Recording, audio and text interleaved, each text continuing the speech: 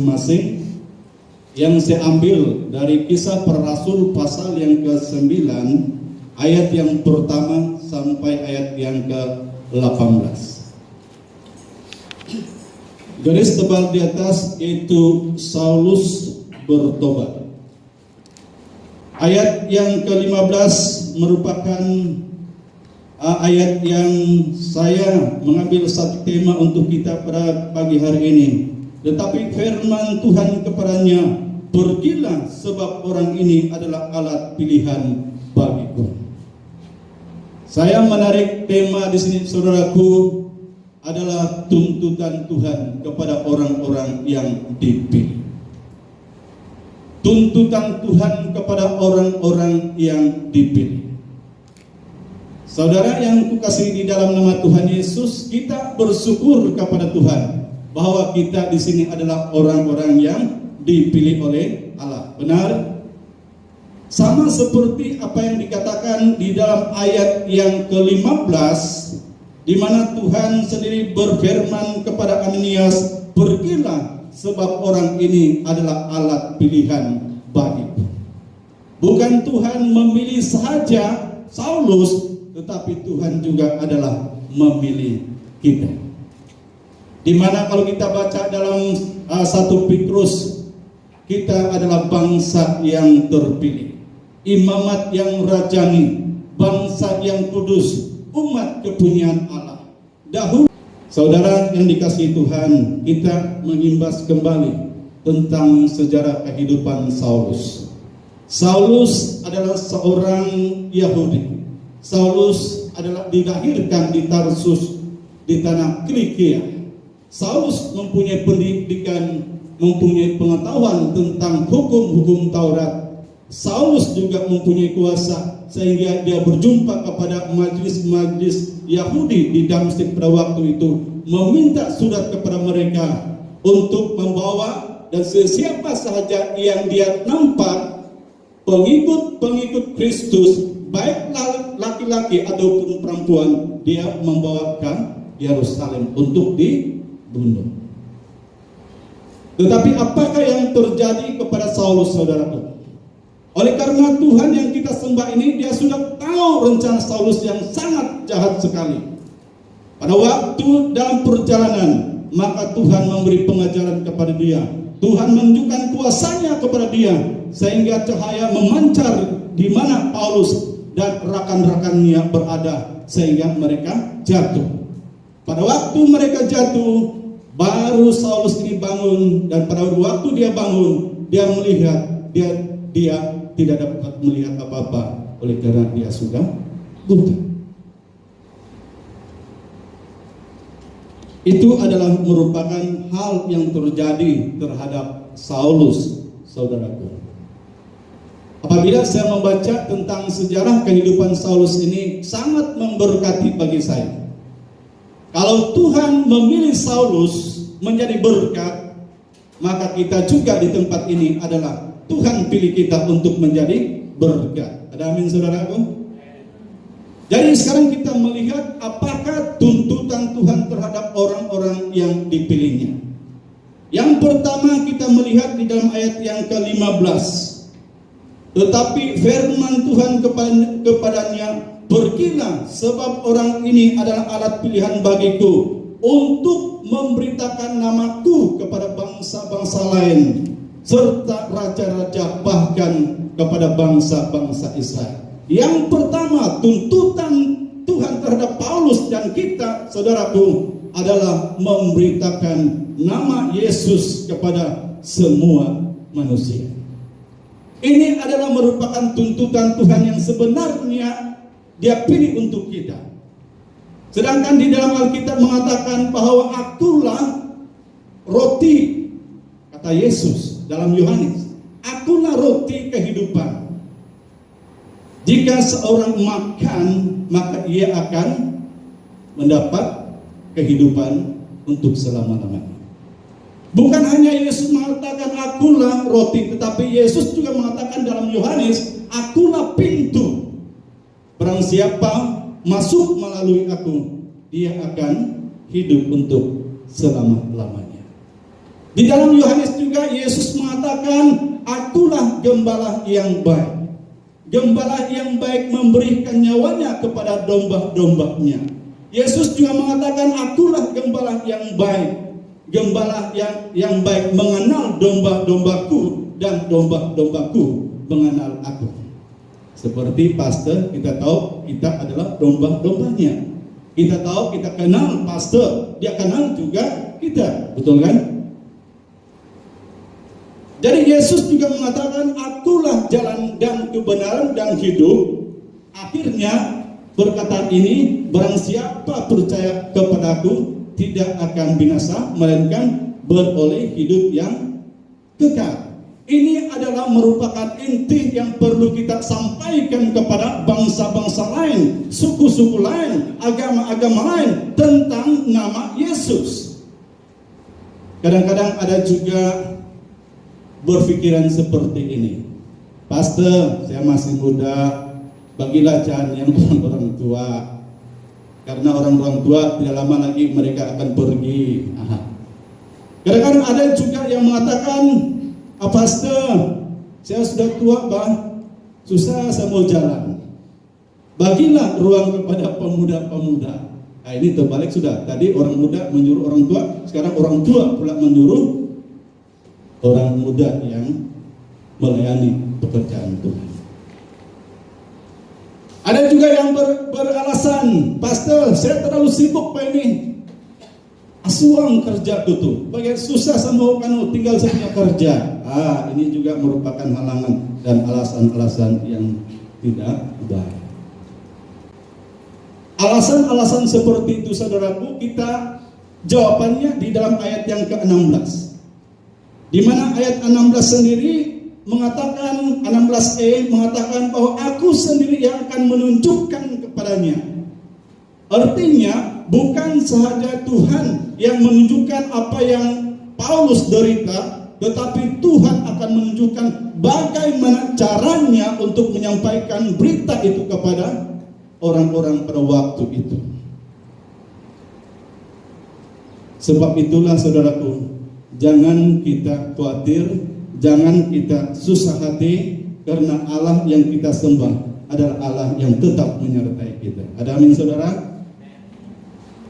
Sedangkan binatang pun sendiri Tuhan pakai. Ayam Tuhan pakai untuk menyadarkan Simon Petrus. Sedangkan ikan besar, pada waktu Yunus dicempak ke dalam laut, siapa yang pi sama dia? Siapa yang pi makan dia? Siapa yang pi telan dia? Adalah ikan besar. Yunus tinggal di perut ikan selama 3 hari dan 3 malam. Itulah keajaiban Tuhan. Bukan hanya Tuhan pakai binatang-binatang, tetapi tongkat Musa lagi Tuhan pakai. Allah berfirman kepada Musa, angkatkanlah tongkatmu. Maka Musa pun mengangkat tongkat itu, maka terjadilah air laut di Tebrau terbagi 2, di tengah-tengahnya kering. Maka bangsa-bangsa Israel berjalan terus. Itulah Tuhan yang kita sembah luar biasa. Sebab itulah jangan kita berpikiran, oh saya ini masih muda, oh saya sudah tua, oh banyak tugas saya, banyak kerja yang belum saya buat. Oh saya tidak mempunyai pendidikan mbak ini. Biarlah si guru yang pergi melayani Tuhan. Saudaraku, kalau kita mempunyai prinsip seperti itu, keadaan gereja kita tidak akan berkembang. Kita mengharapkan pastor saja yang melayani, si pastor, karena kami gaji dia tiap-tiap bulan begitu. Tetapi saudaraku, kita adalah yang dipilih oleh Tuhan. Apabila Tuhan sudah memilih kita, maka tuntutan Tuhan bagi kita sama seperti Saulus, yaitu untuk memberitakan nama Yesus kepada seluruh bangsa Israel pada waktu itu. Demikian pun juga dengan kita. Mari ibu bapak, adik-adik, pemuda-pemudi, diakan-diakan, ibu-ibu, mari kita bantu gembala kita, pastor kita untuk melayani pekerjaan Tuhan. Yang kedua, Yang kedua terdapat di dalam ayat yang ke-16b, yaitu tuntutan Tuhan bagi orang-orang yang dipilihnya. Bukan sahaja kita mau memberitakan Injil, memberitakan firman Tuhan, tetapi kita harus siap menderita bagi Kristus. Di mana ayat yang ke-16b, aku sendiri akan menunjukkan kepadanya betapa banyak penderitaan yang harus ia tanggung oleh karena namaku. Bukan saja Tuhan mengatakan kau beritakan firman Tuhan, tetapi dia harus siap menderita bagi Kristus. Di dalam surat Timotius, Paulus katakan bahwa kita ini seperti prajurit. Kita tahu satu gambaran, kita ini adalah prajurit. Prajurit dia tidak menoleh ke belakang, tetapi dia mengarahkan pikiran hidupnya kepada komandannya. Demikian pun juga dengan kita adalah prajurit bagi Kristus, dan kita harus mengarahkan hidup kita kepada Tuhan dan siap sedia menderita. Mengimbas kembali tentang kehidupan Paulus dalam pasal-pasal seterusnya, saudaraku. Pasal 21 ayat 30, ayat 31, 32, 33, 36. Di sanalah penderitaan-penderitaan yang kita lihat apa yang dialami oleh Paulus. Dia ditangkap, dia dikeluarkan daripada bait Allah. Ayat yang seterusnya bahwa ada orang yang mau membunuh Paulus. Bukan hanya mereka membunuh Paulus, tetapi mereka ikat Paulus. Dan ayat seterusnya, saudaraku, ayat yang ke-36, di sana banyak orang yang marah terhadap Paulus. Sehingga Alkitab mengatakan, Paulus katakan bahwa penderitaan zaman ini tidak dibandingkan dengan kemuliaan yang Tuhan akan berikan kepada kita. Ada amin, saudara? Maukah kita siap untuk menderita bagi Kristus? Ya, kalau kita mau, kita harus bekerja untuk Tuhan. Saya berterima kasih kepada jemaat Tuhan di tempat ini. Walaupun kita sibuk, ada di kalangan yang bekerja dalam kerajaan, ada yang sebagai cikgu, ada yang kerja di pejabat dan sebagainya, yang setia mendukung pelayanan pastor sidang di tempat ini. Ingatlah saudara, bahwa kata Tuhan, apabila kita setia untuk Tuhan, segala jeripayamu tidak akan sia-sia. Saya teringat satu kisah yang terjadi di Endon, di mana mereka sedang beribadah. Maka datanglah orang-orang yang benci dengan orang-orang pengikut Kristus. Hamba-hamba Tuhan mati, gereja dibakar, anak-anak Tuhan yang percaya kepada Tuhan mereka dibunuh. Tetapi ada satu pengharapan bagi mereka, karena mereka mengatakan, Yesus terlebih dahulu menderita untuk kami. Yesus terlebih dahulu mati untuk kami. Maka kami siap untuk menderita.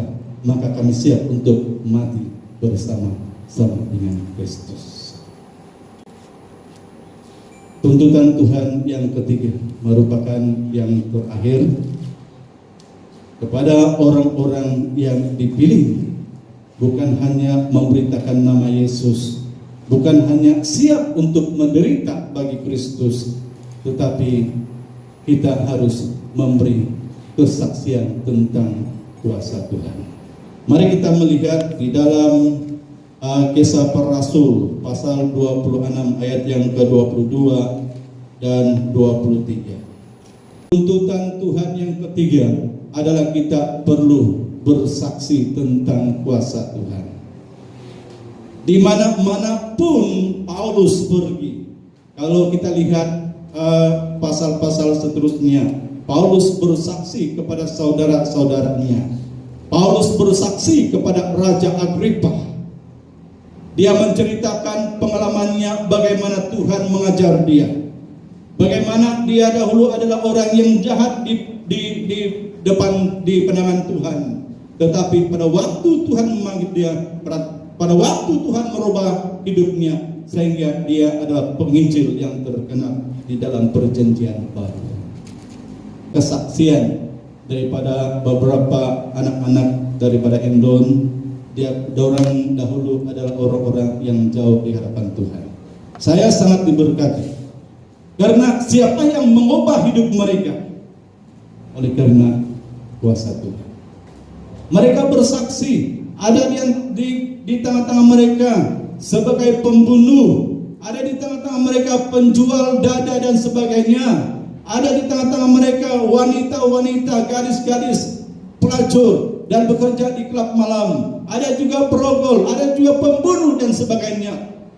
Katanya di sana mereka, pandangan masyarakat pada waktu itu, mereka adalah kotor, mereka adalah jijik. Tapi apabila Tuhan mengubah hidup mereka, mereka katakan, kami sekarang menjadi berkat bagi Tuhan. Sama seperti Paulus, saudaraku, dia menjadi berkat bagi Tuhan.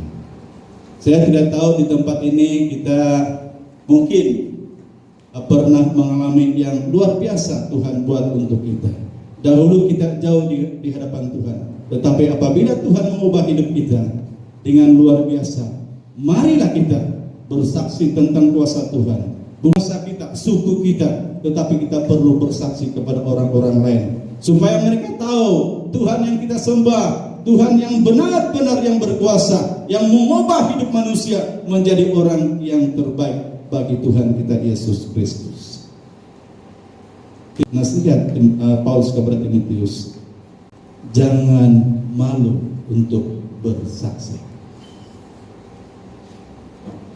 Saudaraku, apabila kita malu, apabila kita takut untuk bersaksi, bagaimana kita untuk melaksanakan amanat agung yang Tuhan berikan kepada orang-orang pengikut-pengikut.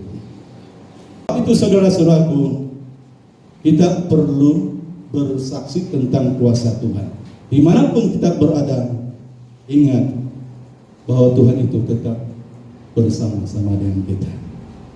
Firman Tuhan yang saya sampaikan untuk kita pada hari ini cukup sampai di sana, berbicara tentang kita adalah umat pilihan Tuhan. Apabila kita sudah menjadi umat pilihan Tuhan, apabila kita sudah dipilih oleh Tuhan, Tuhan menuntut kita. Pertama, tuntutan Tuhan bagi kita adalah kita perlu memberitakan nama Yesus. Yesus sendiri mengatakan, akulah roti. Yesus mengatakan, akulah pintu. Yesus mengatakan, akulah gembala yang baik. Yesus mengatakan, akulah jalan kebenaran dan hidup. Dan siapa percaya kepadaku, dia akan memperoleh hidup yang kekal. Kedua, tuntutan Tuhan yang kedua, yaitu kita harus siap menderita bagi Kristus. Paulus menggambarkan kita ini sebagai prajurit yang siap sedia untuk taat kepada komandannya. Begitupun juga dengan kita harus taat kepada Tuhan. Ketahuilah, penderitaan yang kita alami pada zaman ini tidak dibandingkan dengan penderitaan yang kita alami pada waktu akan datang ini. Yang ketiga, tuntutan Tuhan bagi kita semua, kita harus bersaksi. Pengalaman kita berbeda, yang Tuhan nyatakan kepada kita. Mari kita bersama-sama menyampaikan kesaksian kita kepada bangsa di luar sana, supaya mereka tahu bahwa Tuhan yang kita sembah, Tuhan yang kita imani, Tuhan yang kita agung, Tuhan yang kita mulia, Tuhan yang kita agungkan, tinggikan, dialah satu-satunya membawa jalan keselamatan